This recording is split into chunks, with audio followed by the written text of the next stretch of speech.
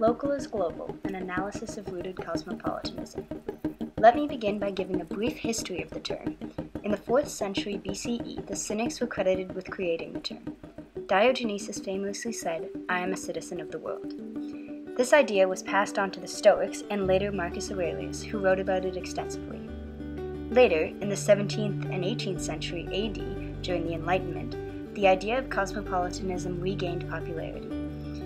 It was used as a foundation in the rights of man, as well as many of Kant's texts. He wrote about it extensively in his lectures entitled The Perpetual Peace. Cosmopolitanism re-emerged again in the 1990s. Its contemporary form was brought about in part by the era of globalization. One of the new schools that came out of contemporary cosmopolitanism is called rooted cosmopolitanism. This school believes that the outward bound cosmopolitan perspectives involve the very roots that they aim to transcend.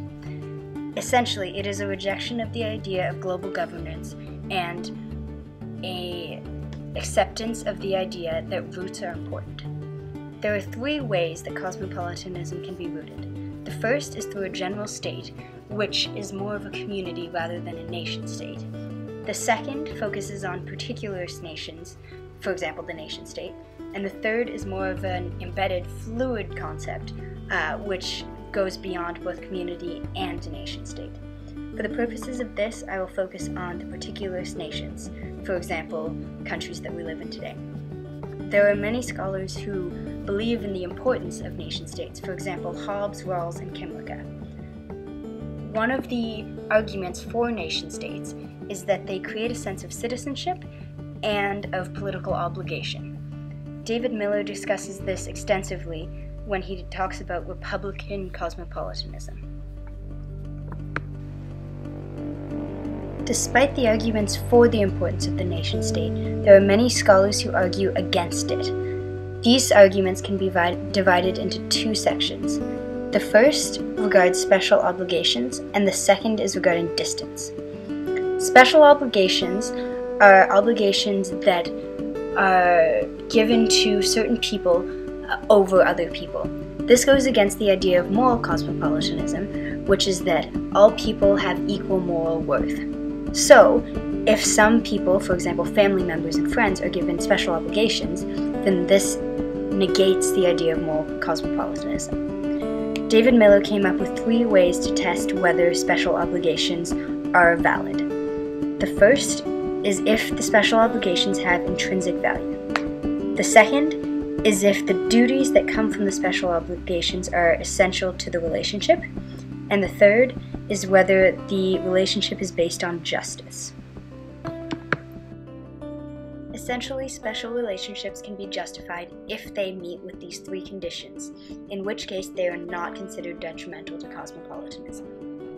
The second argument against nation-states has to do with distance.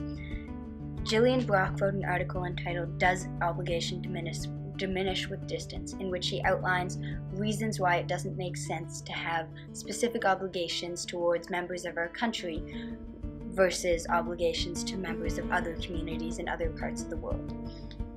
What she argues, essentially, is that there's no reason why people in Canada or the US, for example, should have more obligations to each other when they have no particular connection to some of their countrymen versus people who live in other parts of the world.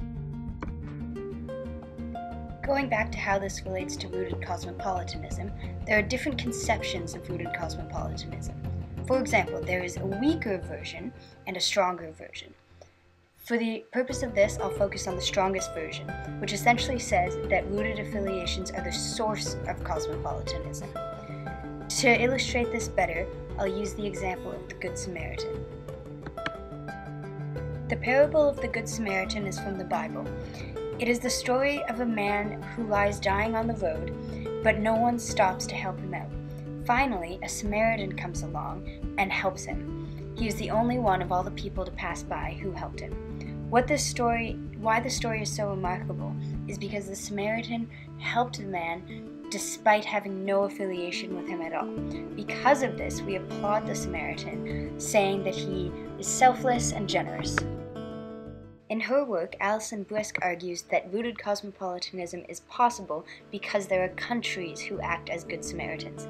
She gives the example of Canada and Switzerland. Canada is known throughout the world as being peacekeepers, and Switzerland is known as having people who volunteer. What this shows is that cosmopolitan ideals of helping others are built into national identities. So, in order to be a good citizen of a country like Canada, it is important to also be a good person and act with cosmopolitan values. Andrew Dobson reconceives the idea of the Good Samaritan, saying that instead of the Samaritan acting out of charity, they are actually acting as a form of justice. So, what he says is that Canadians who act as peacekeepers, or Swiss people who give money, anyone who gives money to charity, they're actually doing this as a form of redistributive justice, not as a form of charity, because in some way we are connected to the suffering and the situations of people who do have less than us. Therefore, when we give money, it is not out of charity, but instead as a way of repaying them for what we have done. So what do the arguments of Dobson and Brisk mean for the arguments against nations, the arguments about special obligations and obligation diminishing with distance? Well, if we look at special obligations and go back to the 3 points that Miller made, saying that these 3 criteria are what are necessary to justify special obligations, then this strong form of rooted cosmopolitanism actually fulfills all 3 criteria, making it no longer an issue.